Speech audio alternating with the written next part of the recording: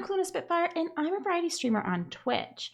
For anyone new to my channel, I love the game 7 Days to Die for many reasons, but the biggest reason is that it has a built-in Twitch integration that allows your chat to spawn zombies, animals, supply crates, or do other fun and chaotic things to you and those in your party. If you like survival crafting games or zombie games and want some integration with your chat, 7 Days to Die might be the right fit for you. Since the integration is built into the game, it is super quick to set up and be ready to play with your chat, and there are lots of options that you as the streamer can turn on or off to suit your play style preferences. Are you interested in setting it up for your next stream? Let's dig in.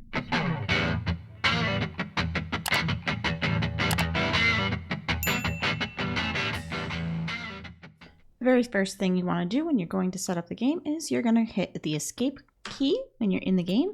Go to Options, Twitch, and there's an option to log into Twitch. It's going to open up another screen. I'm going to show real quick, and you're going to click the Authorize button. You're good to go. You're going to go ahead and add it to your extensions and make sure that it is activated and set it as Overlay 1. Once that's done, you can head back into the game, click OK, and you'll be able to set all your settings.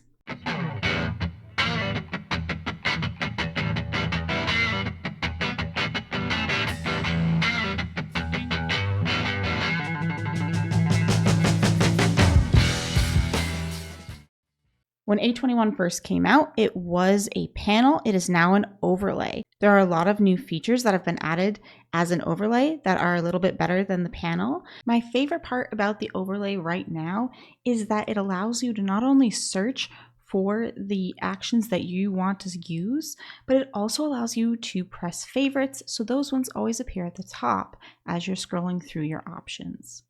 There was a lot of people who did want to have the panel as an option.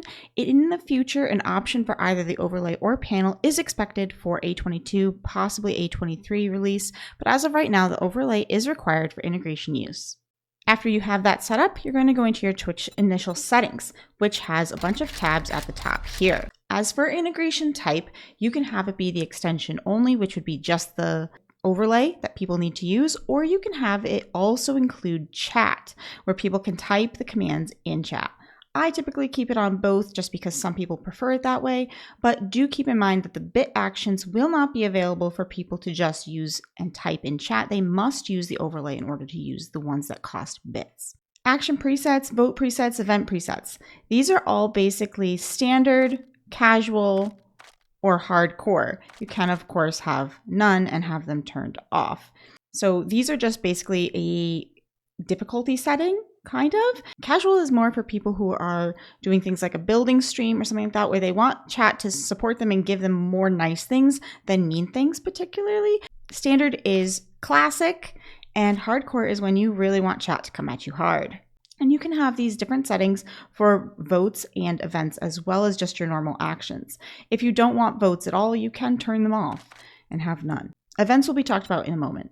Progression. Progression is basically where it goes at the same speed as you do. So whatever your game stage level is will allow certain things to be able to be spawned on you or given to you. The higher your game stage level, the worse things they can spawn on you, or the better gear they can give you. If you wish for them to have access to everything right out of the gate, you're going to turn this off to no. Cooldown. Just starting, I recommend keeping it as a default cooldown, but you can shorten your cooldown or lengthen your cooldown. If you would like to have more time in between the things that your chatters can do so that you're not constantly running around chasing zombies that they spawn on you, do a longer cooldown. If you would like it to be absolute chaos all the time, they're pretty much able to spawn on you, shorter cooldown or even no cooldown. Crate stealing, this is if you have people in your party, would you like them to be able to open up crates for other people? So basically, can you steal the items in someone else's crate? This can be useful as sometimes the crates spawn in places that are a little inconvenient. Spam delay is just for preventing some people who like to have quick keys to spawn things in by chat usually. It is automatically set in the overlay. So if you have overlay only, it does kind of force a spam delay on everyone. If you're going through the tabs, actions during Blood Moon and actions during Quest, do you want them to be able to have access to all the actions? Do you want them to have access to all of the good and bad actions during a Blood Moon and during a Quest? Keep it on standard or turn it off if you don't want anything at all during Blood Moon or Quest, not even nice things, or keep it on cooldown only if you would like them to give you nice things and none of the mean ones during Blood Moon or Quest.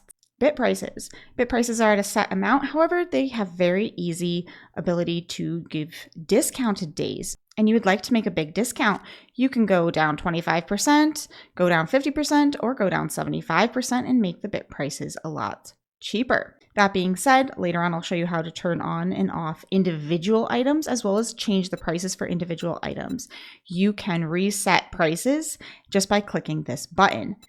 The other way you can also reach all the extras that you can turn on and off is by just clicking this button. It will automatically open it up for you, but we're going to be going over that later. Bit pot percentage. So this is the percentage that people spend on bits to go into the specific bit pot. There are two pots. There is a regular pot and a bit pot. So people who spend bits, that goes into the bit pot. And if they kill you with a bit spawn, they get the bit pot, which is bit credit, which is highly sought after. The regular pot will give SP, which is special points that last between different games, but if they kill you with a regular spawn, it will not give them the bit pot. Going over to votes. Votes happen where everybody in chat can type in chat and spawn things on you as a group, or they can deliver you gifts as a group, or sometimes some silly votes happen. Do you want to have those votes during Blood Moon and during Quests? These are pretty straightforward, as well as in your safe zone. Viewer defeat reward. How much do you want people to get in chat? This would be everyone in your chat for normal points. If you die to a vote, a boss vote typically, or a attack vote, and you can put it up really high or put it pretty low. Max daily votes. I recommend keeping it at 3. 3 is generally pretty solid, but you can have a whole bunch of votes, especially if you are a streamer who prefers to have just votes for the most part. You could do that, as well as how long you're going to give your chatters to vote and when during the day a vote can take place. Do you want it to happen all day, a longer daytime, or a average day, or a short day? Events. These go along with your general settings of hardcore, standard, or casual, depending on what you have set for your events preset. This means that there are preset things that will happen for bits, for subs, for gift subs, charity if you have it set up. I have it set up on mine, but not everybody will. It does not come preset up. Raid events, hype train events, and channel point events. These will all be automatically added in. So including channel points, those will automatically be added to your channel points if you have this set up. If you don't want channel point actions, turn it right off. If you don't want things to happen for hype trains, you can turn them off. Points, how many points do you want people to start out with is right here. And how many points do you want them to earn per 10 seconds that they are chatting? Helper reward. This is to reward the people who are being kind to you and giving gifts. You can set how many minutes between the time it will give this reward. Some people in your chat are helpers and they won't have the access to winning the pot for killing you if they aren't going after you that way. So this is a good way to reward the people who are assisting you. Bit points. This is where if you are given bits, they automatically turn into points. Do you want them to be standard, which is 1 SP per bit given, or do you want it to be doubled or even tripled? How many points do you want to give out for a raid to the person who raids you? And how many raid viewer minimum do you want it to be? Sub points. So this happens if they give you a sub for themselves or if they gift a sub to someone else. How many points do you want them to earn at the different tier levels that they are subbing? Once you have these settings to your liking, go ahead and click apply and back out. This is also your pause button. Go ahead and click pause anytime you need to go to the bathroom or do something that will need you to pause for a moment. Right next to the pause button is a little cogwheel. And here's your action history as well if you need to see what has happened. But your cogwheel is really important. It gives you all the information about different actions. When you open it up, you can search for an action if you want to find a certain one, like spawning a group of bears. And you can check out when that game stage starts, the cooldown on it, how much it costs people to give it to you. Is it positive? Does it happen randomly each day, or does it happen every single day? You can decrease the price, or of course increase the price to your liking. And you can of course also just turn it off or turn it on if it is off. These different tabs have different things in them, like just the spawns, supplies, debuffs, etc. And then of course extras. Extras will come completely turned off to start on a typical game. You may choose which ones you would like to turn on, if any. There's a description of each item right here, so you can figure out if this is something you would like to add, and as well as the cost for it and all the other information. If you would like to turn something on, you simply enable it. The other important thing in here is going to be not only your action history, which currently is nothing because I just started up this game, but it will show everything people have done, as well as your leaderboard. Now that I've made an action happen, here is where the supply would be that I just did a supply ammo. You can refund or retry the command.